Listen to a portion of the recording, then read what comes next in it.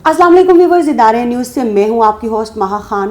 27 दिसंबर का दिन यकीनन आप में से कोई भी नहीं भूला होगा, क्योंकि ये दिन ऐसा है जिसको हम चाह कर भी नहीं भूल सकते। मुहतरमा बेनज़ीर भुट्टो ने जब रावलपिंडी में अपने जलसे की तैयारियां ज़ोरों शोर से की थी, उन्होंने ये सोचा भी नहीं था कि ये उनकी ज़िंदगी के आखिरी लम्हात हैं। आज ही के दिन हम आपको बताएंगे मुहतरमा बेनज़ीर भुट्टो की ज़िंदगी के आखिरी लम्हात की कुछ रिपोर्ट खुसूसी, जिसके ऊपर हमने काफ़ी रिसर्च की है। तो आइए हम आपको लिए चलते हैं उस रिपोर्ट की जानिब, जिसमें मुहतरमा बेनज़ीर भुट्टो की ज़िंदगी के आखिरी लम्हात, उनकी तकरीर की तैयारियां शामिल हैं। तो आइए चलते हैं रिपोर्ट की जानिब। 26 दिसंबर 2007 की रात जब बेनज़ीर भुट्टो एक लॉन्ग ड्राइव के बाद इस्लामाबाद के जरदारी हाउस पहुंची तो वो बहुत थक चुकी थी, लेकिन ISI के सरबराह मेजर जनरल नदीम ताज का पैगाम उन तक पहुंचा था कि वो एक अहम काम के लिए उनसे मिलना चाहते हैं। साबिक वज़ीर-ए-आज़म बेनज़ीर भुट्टो ने फैसला किया कि वो 2 घंटे सोएंगी और रात गए नदीम ताज से मुलाकात करेंगी। ये मुलाकात रात 1:30 बजे शुरू हुई और बेनज़ीर के अलावा उनके सलामती के मशीर रहमान मलिक भी उसमें शामिल थे। नदीम ताज ने उन्हें बताया कि इस दिन कोई उन्हें कत्ल करने की कोशिश करेगा। ISI के सरबराह मेजर जनरल नदीम ताज को अपने ज़राए से इतना यकीन था कि वो खुद देर रात बेनज़ीर की इस्लामाबाद रहाइशगाह पहुंचे थे। एक किताब the Bhutto dynasty the struggle for power in Pakistan, यानी पाकिस्तान में ताकत के लिए जदोजहद में भुट्टो ख़ानदान में लिखते हैं। ये सुनते ही बेनज़ीर को शुबा हुआ कि नदीम ताज कहीं उन पर अपने प्रोग्राम को मनसूख करने के लिए दबाव तो नहीं डाल रहे हैं। उन्होंने ताज से कहा, अगर आप इन खुदकुश बमबारों के बारे में जानते हैं तो आप उन्हें गिरफ्तार क्यों नहीं करते। ताज का जवाब था कि ये नामुमकिन है, क्योंकि इससे उनके वसाइल का राज अफशा हो जाएगा। इस पर बेनज़ीर ने कहा कि आप मेरी सिक्योरिटी में इजाफा करें, आप ना सिर्फ मेरी बल्कि मेरे लोगों की हिफाजत को भी यकीनी बनाएं।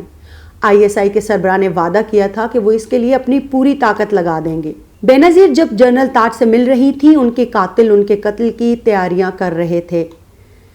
बेनेट जोन्स लिखते हैं, आधी रात के बाद तालिबान हैंडलर नसरुल्लाह 15 साल के 2 बच्चों बिलाल और इकरामुल्लाह के साथ रावलपिंडी पहुंच चुका था। इस दौरान तालिबान के 2 दूसरे अरकान हसनैन गुल और रफाकत हुसैन रावलपिंडी के लियाकत बाग का मुआयना कराए थे, जहां बेनज़ीर भुट्टो को शाम के जलसे से हिताब करना था। इस वक्त पुलिस पार्क के तीनों गेट पर मेटल डिटेक्टर लगा रही थी, लेकिन इससे कोई फर्क नहीं पड़ रहा था, क्योंकि मंसूबा ये था कि बेनज़ीर पर हमला किया जाएगा जब वो जलसे से वापस जा रही होंगी। ये दोनों अफराद वहां से मुकम्मल तौर पर मुतमईन होकर वापस आए और बिलाल को कुछ कारतूसों के साथ पिस्तौल और इकरामुल्लाह को हैंड ग्रेनेड दिया। हसनैन ने बिलाल को मशवरा दिया कि ट्रेनर के जूते के बजाय कुछ और पहने, क्योंकि अफवाज को ये सिखाया जाता है कि जिहादी ट्रेनर जूते पहनते हैं और वो उन्हें शुबे में पकड़ सकते हैं। बिलाल ने मशवरे के बाद जूते की जगह चप्पल पहन ली। नमाज पढ़ने के बाद हसनैन बिलाल को उस गेट तक ले गए जो उनके ख्याल में बेनज़ीर इस्तेमाल करने वाली थी। दोपहर को बेनज़ीर गाड़ियों के काफिले में लियाकत बाग के लिए रवाना हो गई। काफिले में सबसे आगे टोयोटा लैंड क्रूजर में पीपल्स पार्टी के सिक्योरिटी सरबराह तोकीर कायरा थे। उनके बिल्कुल पीछे बेनज़ीर की सफ़ेद रंग की लैंड क्रूजर थी और दोनों तरफ कायरा की 2 और गाड़ियां चल रही थी। इन गाड़ियों के पीछे जरदारी हाउस के 2 टोयोटा विगो पिकअप ट्रक चल रहे थे। इनके पीछे जरदारी हाउस की स्याह मर्सिडीज बेंज थी जो बुलेट प्रूफ थी और ज़रूरत पड़ने पर बेनज़ीर उसे बैकअप गाड़ी के तौर पर इस्तेमाल कर सकती थी। 2:15 पर बेनज़ीर का काफिला फैज़ाबाद जंक्शन पहुंचा, जहां से उनकी सिक्योरिटी की जिम्मेदारी रावलपिंडी डिस्ट्रिक्ट पुलिस पर आ गई। 2:56 पर बेनज़ीर का काफिला दाएं मुड़कर मरी रोड लियाकत रोड मोड़ पर आया और लियाकत बाग के VIP पार्किंग एरिया की तरफ बढ़ने लगा। उस वक्त बेनज़ीर खड़ी हुई और उनके लैंड क्रूजर की छत से उनका चेहरा जाहिर हुआ।